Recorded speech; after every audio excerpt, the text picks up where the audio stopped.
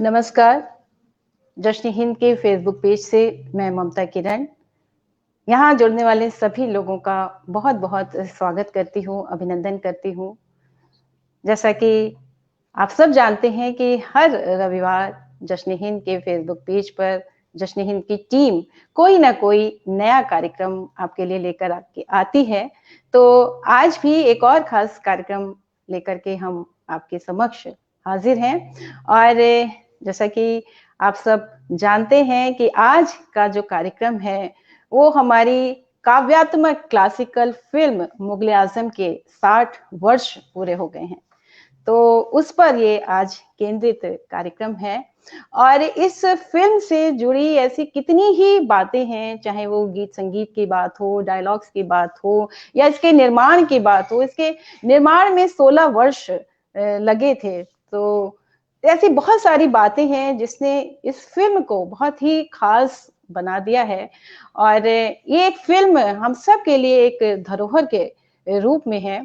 और अभी जो इसके 60 साल पूरे हुए तो उनके बेटे के आसिफ साहब के बेटे ने इस फिल्म के स्क्रीन प्ले को ऑस्कर उसमें रख दिया है वहां पर स्क्रीन प्ले को। तो उनका भी यही कहना था कि इस फिल्म को जो हमारी जो आने वाली पीढ़ी है वो इसको देख सके, उसको सुन सके, उसको गुन सके, उसको कुछ सीख सके उससे। तो इस फिल्म से जुड़ी बहुत सारी महत्वपूर्ण बातों पर चर्चा के लिए हमारे साथ हैं हमारे वरिष्ठ मीडिया कर्मी, सिनेमा विशेषज्ञ राजेश बादल जी, जो कि बहुत जी राजेश जी नमस्कार। नमस्कार। नमस्कार जी। तो जो कि बहुत वर्षों तक राज्यसभा में टेलीविजन चैनल में रहे और उसके अलावा बहुत सारे अखबारों में, बहुत सारे टीवी के और अनेक चैनल्स में आप प्रमुख पदों पर रहे। और जो बायोपिक जो बनाने का जो आपने बीड़ा उठाया वो भारत में पहली बार राजेश बादल जी ने उस तरह का काम किया टेलीविजन चैनल्स के लिए। तो आपका बहुत बहुत स्वागत है राजेश बादल जी आज के इस कार्यक्रम में। और आपसे हम बहुत सारी बातें जानेंगे। और हमारे साथ जुड़ रहे हैं अभी जाने माने कवि और मीडिया विशेषज्ञ लक्ष्मी शंकर वाजपेयी जी।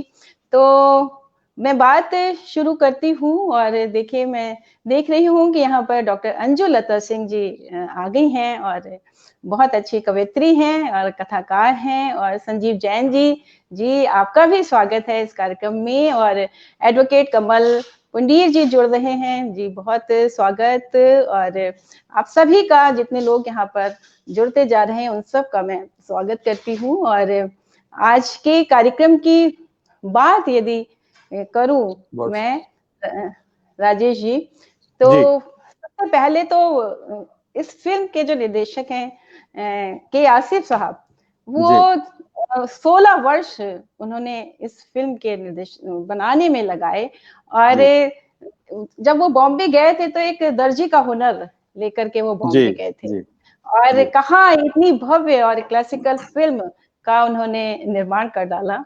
तो ये उनकी जो थी दीवानगी थी। और उन्होंने अपने आप को बहुत हद तक जो है ना आर्थिक जो उनको जो तंगी का सामना करना पड़ा। और ये बहुत कम लोगों में ये जज्बा होता है कि इतने धैर्य से, इतनी उससे एक ऐसी फिल्म का निर्माण करें। आज की पीढ़ी में देखा जाए तो जरा भी धैर्य नहीं है, पेशेंस नहीं है कि वो कोई काम उस तरीके से, जरा सा भी असफलता मिली नहीं कि बस वो उसको छोड़ देते हैं। और कहाँ 16 वर्ष का एक लंबा समय उन्होंने लिया, लेकिन जब वो चीज सामने आई तो आज भी हम उसको याद कर रहे हैं और आज भी हम उस पर चर्चा कर रहे हैं। और जितनी जितनी बार उस फिल्म को देखा जाए तो हर बार देखने में वो एक नयापन लिए होती है। और हर बार कुछ ना कुछ हम उससे नया चीज देखते हैं, नई चीज उससे ग्रहण करते हैं। तो क्या कहेंगे आप के आसिफ साहब के बारे में? देखिए, के आसिफ ने जो सपना, जैसे कि आपने कहा कि जो सपना उन्होंने देखा था उसे साकार करने में 16 साल का वक्त लिया। और 16 साल का जो अरसा है वो कोई छोटा मोटा अरसा नहीं है। आदमी जवान से अधेड़ हो जाता है, तो 16 बरस जिस अफसाने को उन्हें पर्दे पे उतारने में लगे, लेकिन मैं आपको ये बताऊं कि जब उन्होंने अफसाना ये पर्दे पे उतारा, ये कहानी अगर आपकी इजाजत हो तो थोड़ा सा मैं 20-22 बरस बिल्कुल और पहले से अगर सुनाऊं तो बिल्कुल। हमारे देखने वालों को, सुनने वालों को ज्यादा मजा आएगा। दरअसल ये बात है आजादी के करीब करीब 25 साल पहले की, 1922 की बात है। और 1922 में लाहौर में एक नाटककार थे इम्तियाज अली साहब, उन्होंने जी एक ड्रामा लिखा और उस ड्रामा का नाम था अनारकली। ये ड्रामा जी खेला गया, इसका रेडियो वर्जन भी हुआ, लेकिन स्टेज पर तो ये नाटक फ्लॉप हो गया, क्योंकि इस अनारकली की कहानी में इतना भव्य सेट्स होते थे, इतने भारी भरकम उसके इक्विपमेंट्स और ड्रेसेस होती थी कि लोगों ने उसको पसंद नहीं किया। बार बार बदलना होता था, इंतजार बहुत करना होता था। रेडियो में अलबत्ता ये नाटक बड़ा बड़ा मकबूल हुआ, पॉपुलर हुआ, लोकप्रिय हुआ। तो वो जो लोकप्रियता मिली, उसके बाद जो इस ड्रामे की आधार पे 1928 में एक, अगर मैं ठीक याद कर पा रहा हूं तो प्रफुल्ल राय और उनकी पत्नी थी चारू राय, उन्होंने 1928 में उन दिनों तो मूक फिल्मों का सिलसिला था, बोलती बिल्कुल फिल्में तो बनी नहीं थी, तो उन्होंने जो है एक मूक फिल्म बनाई और जी उसमें जो अनारकली का रोल किया था उसमें एक सीता देवी ने किया था। सलीम थे सावन सिंह, और एक सप्रू हुआ करते थे, अगर आपको याद हो तो वो भी दूसरी फिल्म में आएंगे। तो जब ये फिल्म बनी और इतनी पॉपुलर हुई, इतनी पॉपुलर हुई कि उसमें कोई डायलॉग नहीं थे, लेकिन लोगों ने बहुत पसंद की। दरअसल अनारकली की वही कहानी जो है जिसके ये जो आधार बनती है आगे जाकर के जो के आसिफ साहब के ड्रामे, तो ये इस ड्रामे की लोकप्रियता पूरे हिंदुस्तान में, लाहौर से निकला और लाहौर से निकल के पूरे हिंदुस्तान में फैल गया।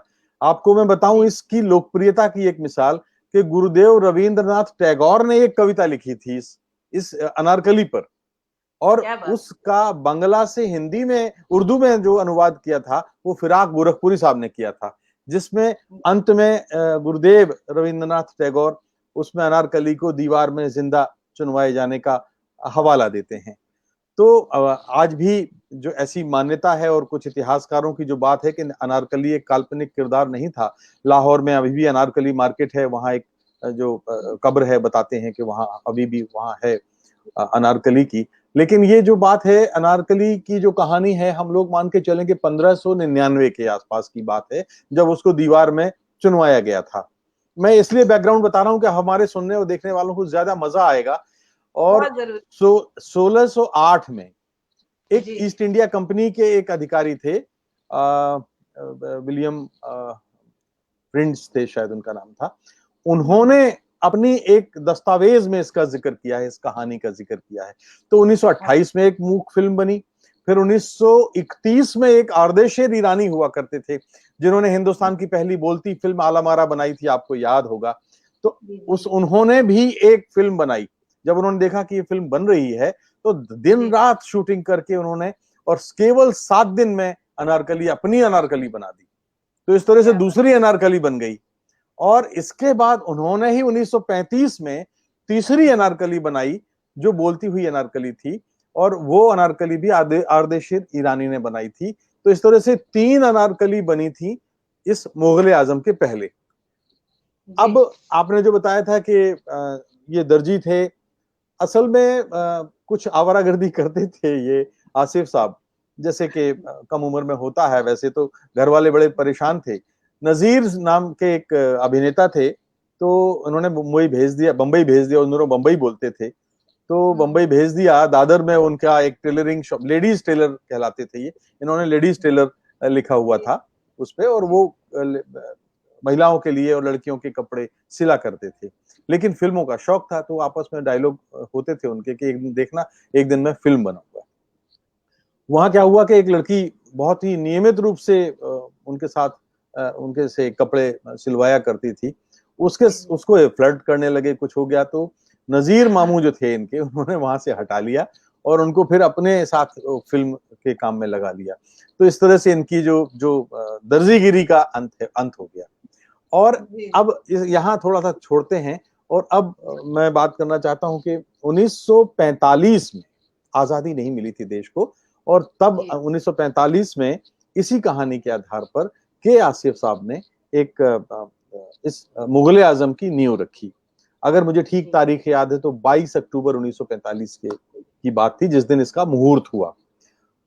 और जब मुहूर्त हुआ तो उसमें नरगिस थी, उसमें सप्रू थे, उसमें तो एक और भी पुराने अभिनेता थे। तो उसका मुहूर्त शुरू हो गया, शूटिंग शुरू हो गई। हकीम सिराज होते थे जिन्होंने उसको फंड करना मंजूर किया था। तो उसकी करीब 8 रीलें बन गई और 8 रील बन जाने के बाद लंबी शूटिंग हो गई। लेकिन इसी बीच में देश आजाद हुआ, मुल्क का बंटवारा हुआ। उस बंटवारा हुआ तो जो फाइनेंसर थे वो चले गए पाकिस्तान। और फिर इस तरह से जो ये मुगले आजम जो पहली बार बन रही थी, उस मुगले आजम का एक तरह से समापन हो गया। 10 ट्रक कबाड़ का निकला, 10 ट्रक कबाड़ उसका निकला गया, वो सारे सेट्स का, और वो मुगले आजम रद्द की गई। उसमें नरगिस भी फिर नहीं आई। और उसके बाद 6 बरस तक ये सब डब्बा बंद रही।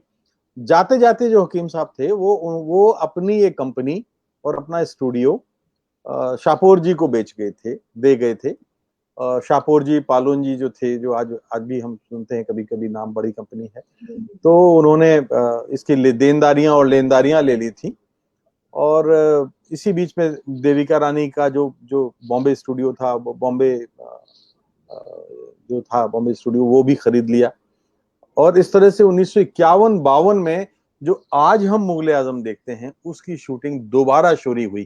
तो आप जो बात कर रही थी, मैं आपकी बात को ही, कि देखिए 16 साल का वो सब्र और 6 बरस का ये कि शूटिंग करने के बाद एक तरह से नए सिरे से फिर अफसाना लिखने की जो बात थी वो के आसिफ साहब ने फिर शुरुआत की। हालांकि और भी अभी हम लोग बात करेंगे। तो ये जो आपने कहा जी, बिल्कुल बिल्कुल। तो इस बीच मैंने देखा यहाँ पर रेखा बोरा जी, निशा भार्गव जी भी जुड़े हुए हैं। तो आप लोगों का भी मैं स्वागत करती हूँ, अभिनंदन करती हूँ और स्वागत करती हूँ हमारे आज की इस चर्चा में शामिल होने वाले, जैसे कि मैंने पहले बताया था और कि लक्ष्मी शंकर वाजपेयी जी जुड़ेंगे।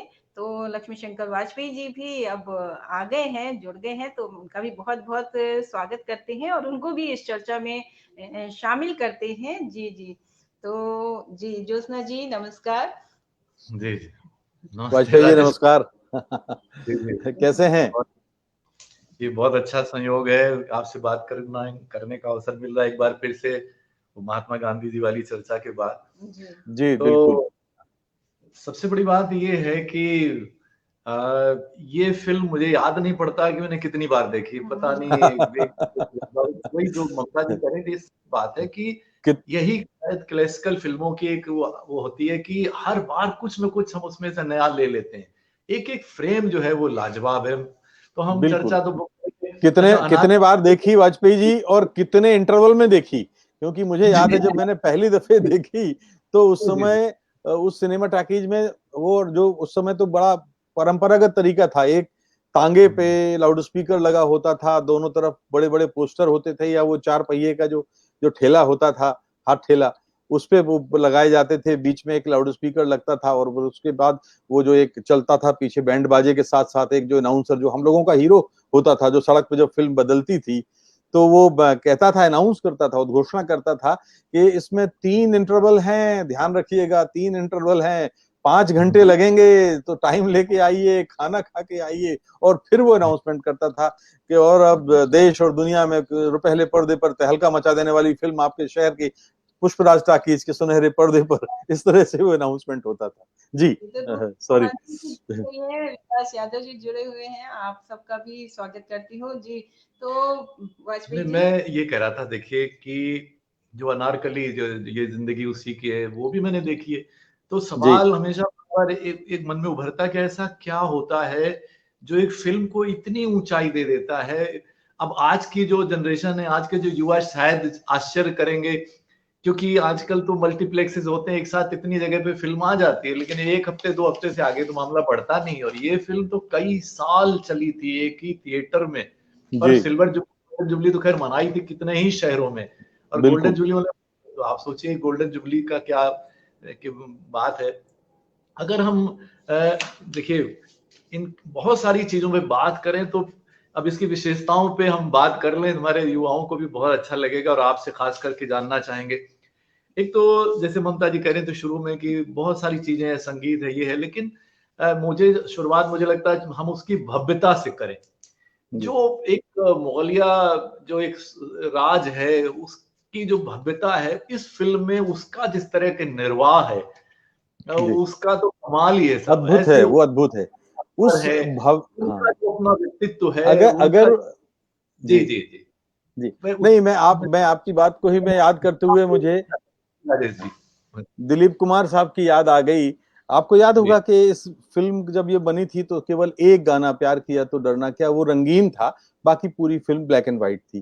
तो जी जब जी 2004 में ये पूरी फिल्म रंगीन बन के आई परदेश से, तो दिलीप कुमार साहब ने एक बड़ी अच्छी बात कही थी, जो आपने अभी अभी बात कही मुझे याद आ गई। उन्होंने कहा था कि आज मेरा जी करता है कि अल्लाह से दुआ करूं कि मुमकिन हो तो ये जो ऊपर गए लोग हैं उनको एक बार फिर से ले आओ और मुगले आजम को फिर से जिंदा कर दो अल्लाह।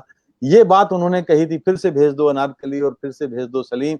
ये जो फिल्म वो है जो कभी खत्म ना हो, हमेशा चलती रहे, इसमें लुत्फ भी है, लुत्फानंदोज भी है और दिल बहलाने वाला भी है, और ये बड़ा सबक आमोज अफसाना है। तो कितनी बड़ी बात उन्होंने कही थी। और ये बात उन्होंने और एक बात और कही थी उस कहानी की को याद करते हुए, जो लोग बादशाही के ख्वाब देखते हैं, काश वो यहाँ हो, तो इस ड्रामे को, इस अफसाने को जरूर देखें। जी तो आप दरबार की बात कर रहे थे, मेरा ख्याल है नहीं, वो वही वाले अब बादशाह की आपने बात की, तो आखिर में तो यही वो कहते हैं ना कि बखुदा हम मोहब्बत के दुश्मन नहीं, अपने उसूलों के गुलाम हैं। जब आप गुलाम की मजबूरी समझोगे तो हमें माफ करोगे। तो ये जी जी बात तो अच्छी बात आप कह रहे थे। तो एक तो वो भव्यता तो है, लेकिन हम बात करना चाहेंगे चरित्र चित्रण पे। ये जी कोई भी फिल्म हो, उसके सुपरहिट होने में मुझे लगता है इससे बड़ा पहलू कोई हो नहीं सकता कि जो भी आप कैरेक्टर लेते हो वो परफेक्ट होने चाहिए। इस फिल्म में अकबर हैं तो पूरी तरह से अकबर हैं, सलीम है जी तो उनका अपना कैरेक्टर है, तो अनारकली है वो अपना, वो जिस तरह से जो उसका बैकग्राउंड है वो सहमी सहमी डरी डरी हमेशा, वो उसका अपना एक है। माँ है तो उसका एक जो एक राजपूत जोधाबाई, तो वो एक राजपूत वाला जो कैरेक्टर वो है। दुर्जन सिंह है तो वो राजपूत वीर। और देखिए जी सीन की हम अगर बात ना करें तो कितना, जब वो दुर्जन सिंह वो पूरा घायल है, क्षत विक्षत उसका शरीर है, लहू लुहान है, और फिर भी उसको खबर मिलती है तो वो तलवार उठा के चलता है, गिर पड़ता है। तो दुर्गा की जो माला गिर पड़ती है वो सीन कमाल का है। तो हम किस किस की मतलब चरित्र चित्रण की जहां तक हम बात करते, मैं चाहूंगा आप भी उसमें कुछ जोड़ना चाहें तो जरूर जोड़िए। देखिए, अगर आपको याद होगा कि जो आपने जैसे सबसे पहला नाम तो पृथ्वीराज कपूर का है, हम में से किसी ने अकबर को नहीं देखा। हम नहीं जितने नहीं भी इतिहास के छात्र हैं, हाँ, किसी ने अकबर को नहीं देखा। लेकिन जब भी अकबर का के बारे में पढ़ते हैं, अकबर की कोई कहानी पढ़ते हैं, अकबर, और अपने आप दिमाग में एक चेहरा जो उभरता है वो पृथ्वीराज का कपूर का चेहरा उभरता है। और वो जो कंटोप लगाए हुए लोहे का, वो एक युद्ध के मैदान में जो उस तरह का है, और वो बड़ी गरजदार रौबदार आवाज है। तो इसका मतलब ये है कि पृथ्वीराज कपूर ने अपने को उस अकबर का पर्याय बना लिया था कि हिंदुस्तान आज 50 वर्षों 60 वर्षों के बाद भी वो उनका वो रूप भूल नहीं पा रहा है। मैं आपको याद दिलाऊं, जब ये फिल्म शुरू होती है तो उसमें चूंकि अकबर उस पृथ्वीराज कपूर जा रहे हैं एक दरगाह पे औलाद के लिए मन्नत मांगने के लिए। तो जब ये शूटिंग शुरू हो रही थी तो रेत, गर्म रेत थी, राजस्थान का इलाका था, और 4 महीने से 5 महीने तक लगातार वहां कैंप था। तो पांव जलने लगे। अब के आसिफ साहब तो के आसिफ ने कहा, पृथ्वीराज कपूर साहब ने कहा कि मेरे पैर जल रहे हैं भाई, हैं, जल्दी खत्म करो और इसको। तो के आसिफ साहब ने कहा कि भाई अकबर के भी पैर जले थे जो शहंशाह था, तो आपके पैर आपके अगर पैर जल रहे हैं तो उसमें कौन सी नई बात है। तो पृथ्वीराज साहब को गुस्सा आ गया, मतलब थोड़ा सा खींचे वो। उन्होंने कहा कि जनाब आपको चलना पड़ता है इतनी गर्म रेत में तो आपको पता लगता। मैं आपको बताऊं के आसिफ साहब ने तुरंत अपनी जूतियां उतारी, और जब तक वो सीन शूट होता रहा तब तक के आसिफ खुद भी पृथ्वीराज कपूर के साथ नंगे पैरों पे और गर्म रेत में खड़े रहे। तो जो आप उस किरदार की जो आप बात कर रहे थे कि पृथ्वीराज कपूर, अब जो पृथ्वीराज कपूर की जो आवाज थी ना, जो हम जिस गरजदार आवाज के दीवाने हैं, उनको गले का कैंसर हो गया था और उनके लिए बड़ा मुश्किल था कि इस तरह का। पृथ्वीराज कपूर ने एक ड्रामे में बोला है, एक इंटरव्यू में बोला है कि मेरे लिए बड़ा मुश्किल था, और जब मैंने डबिंग की तो मेरे गले ने बिल्कुल उत्तर दे दिया था। अच्छा, एक दिलचस्प बात है, मैंने जोहरा सहगल पर एक फिल्म बनाई थी और मैंने जोहरा सहगल से पृथ्वीराज कपूर के बारे में पूछा था।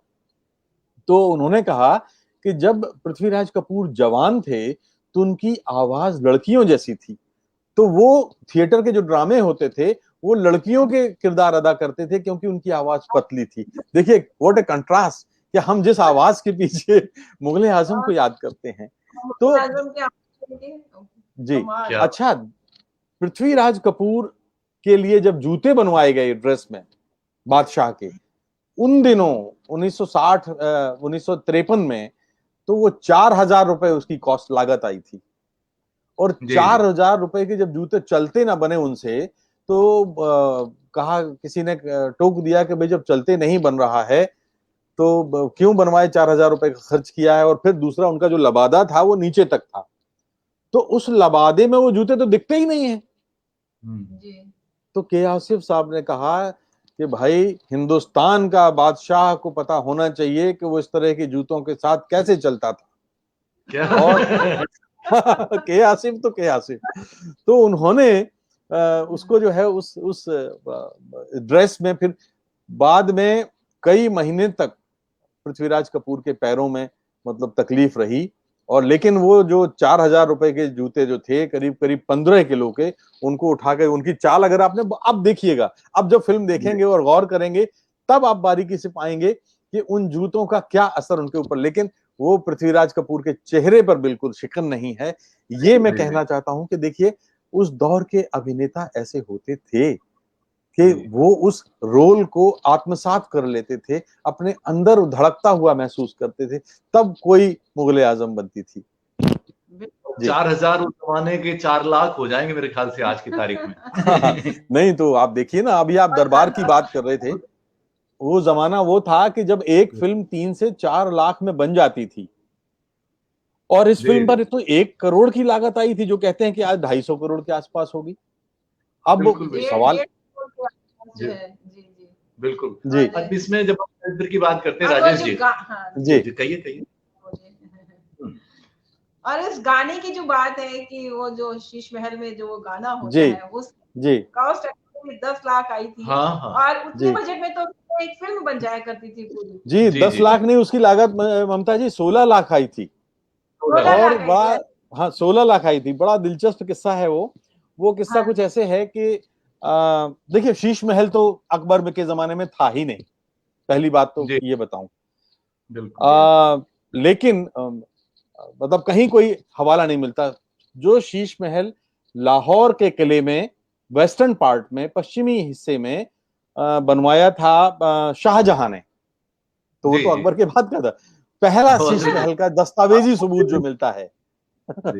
लेकिन जब ये शीश महल का दिमाग में फितूर सवार हुआ के आसिफ के, तो दिलीप कुमार साहब, के आसिफ साहब, और जो फिल्म के सिनेमेटोग्राफर हैं Mathur, mister Mathur, R D Mathur शायद इनका नाम, हाँ आर डी माथुर। तो वो जब गए, कई शहरों में गए, तो उससे अच्छा मैं बता दूं आपको कि दिलीप कुमार उस दौर में, तब तक जो है जो बाद में जिन्होंने फाइनेंस किया वो नहीं आए थे, तो दिलीप कुमार साहब ने भी उसको फंड किया था। तो दिलीप कुमार साहब तब रोल नहीं कर रहे थे सलीम का, और दिलीप कुमार को तो रिजेक्ट कर दिया था के आसिफ साहब ने, रिजेक्ट कर दिया। ये भी एक, जी ये भी एक अलग कहानी है। तो जब ये लोग गए कई शहरों में, और शीश महल का देखा, टोंक में देखा, और इंदौर। अच्छा, उस समय जो शीश महल का जो उस समय जो कलाकार थे वो ईरान से आए हुए कलाकार थे, जो फिरोजाबाद नाम का उत्तर प्रदेश में जो शहर है जहाँ कांच का बड़ा कारोबार होता है, जब उन्होंने तय कर लिया तो फिर के आसिफ साहब ने कहा कि हम अपने स्टूडियो में ही बनाएंगे। तो तकरीबन 80 फीट लंबा वो शीश महल बना, 35 फुट ऊंचा था, और अगर मुझे ठीक याद है तो उसका जो चौड़ाई थी वो 60 फीट थी।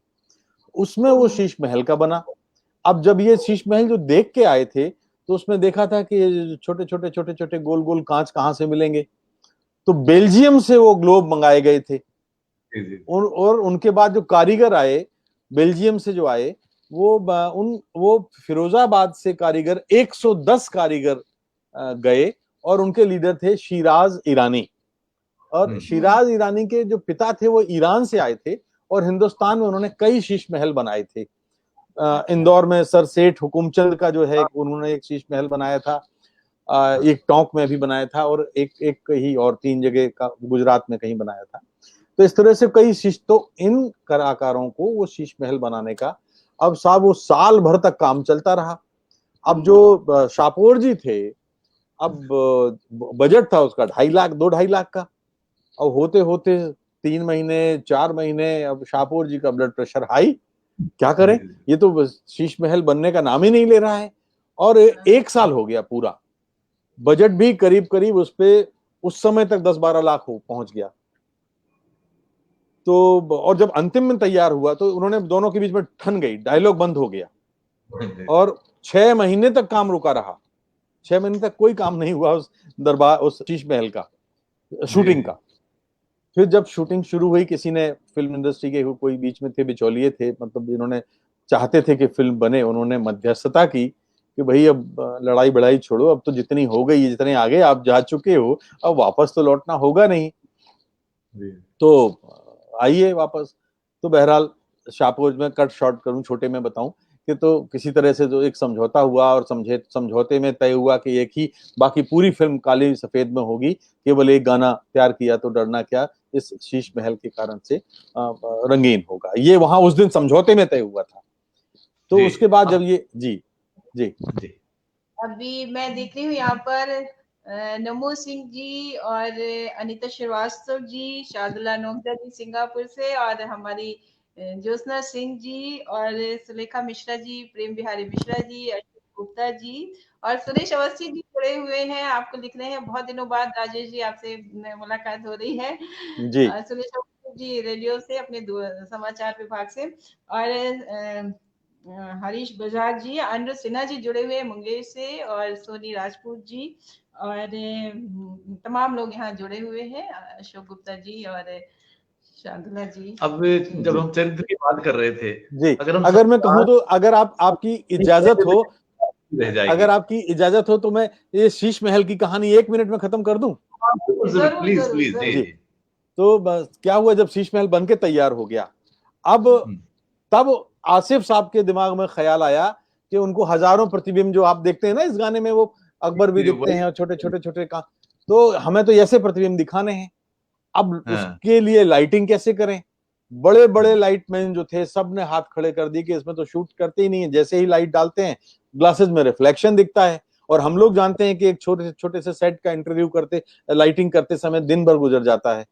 तो साहब 80 फीट लंबे सेट में 3 सप्ताह तो कम से कम लाइटिंग में लग जाते थे। तो लाइटिंग अब कैसे करें, तो विदेशों से एक्सपर्ट्स बुलाए गए, इटली से और लंदन से, फ्रांस से कई आए। एक रोजोलिनो थे, उन्होंने कहा कि दुनिया का कोई आदमी इसको इस पर शूट नहीं कर सकता। ऐसे हो गया तो बड़ा मुश्किल। अब शाहपुर जी की धड़कनें, फिर ब्लड प्रेशर हाई तेज, कैसे करें, अब इतना सब सेट, अब कहते हैं शूटिंग नहीं हो सकती। फिर जो माथुर थे सिनेमेटोग्राफर, फिर उन्होंने अंततः कुछ रिफ्लेक्टर का यूज किया। उनके दिमाग में अचानक आया कि बहुत दूर से रिफ्लेक्टर लाए जाएं, तो 100 रिफ्लेक्टर मुंबई में, बंबई में जितने भी स्टूडियोज में अवेलेबल थे बड़े बड़े, वो रिफ्लेक्टर दूर से डाले गए, और ट्रकों की हेडलाइट उस पर डाली गई, तब जाकर के वो गाना शूट हुआ, और उस तरह से हुआ। अब क्या हुआ कि उस समय उन नेगेटिव्स की जो प्रोसेसिंग होती थी लंदन में होती थी, तो एक ओझा साहब थे आसिफ साहब के बड़े करीबी, वो लंदन लेके गए उस नेगेटिव को, वहां उन्होंने धुलवाया उसको और वहां से उन्होंने फिर तार भेजा। क्या गजब का गाना शूट हुआ है। तो शाहपुर जी को यकीन ही नहीं हुआ, उन्होंने वो सारे जब लेके आए नेगेटिव तो उन्होंने अपनी तिजोरी में रख लिया। उन्होंने कहा कि जो है ये पहले मैं देखूंगा, तुम लोग झूठ बोल रहे हो, और अगर ये अच्छा होगा तभी मैं जो है इसको आगे शूटिंग आगे बढ़ाऊंगा। और जब उन्होंने शूटिंग की तो दंग रह गए, देखी उन्होंने तो दंग रह गए और उन्होंने के आसिफ को गले से लगा लिया। इस बीच में इतना एक और किस्सा मैं बताता हूँ। सोहराब मोदी का नाम आपने जरूर सुना होगा, पुकार और झांसी की रानी वाले। शाहपुर जी के साथ झगड़ा इतना बढ़ गया के आसिफ का कि वो शीश महल में एक दिन चुपचाप सोहराब मोदी को ले आए। के आसिफ साहब को पता नहीं, तो के आसिफ साहब देख रहे हैं एक कोने में खड़े हो के सोहराब मोदी को शाहपुर जी दिखा रहे हैं कि ये सेट है, इसको ऐसे शूट करना है। तो के आसिफ साहब को बड़ा गुस्सा आया और शाहपुर जी से उन्होंने कहा कि देखिए ऐसा है जनाब, ये शॉट जो है ये इस गाने का और शीश महल का मैं पूरा कर लूं, अगर इसको किसी दूसरे ने फिल्माया, किसी दूसरे ने शूट किया, मैं उसकी टांगें तोड़ दूंगा। मैं इसके बाद मैं चला जाऊंगा बाहर, फिर आप किसी को मर्जी आए आप किसी को बनवा लीजिए। तो ये उसके पीछे बैकग्राउंड थे। अच्छा, शाहपुर जी ने कहा ठीक है,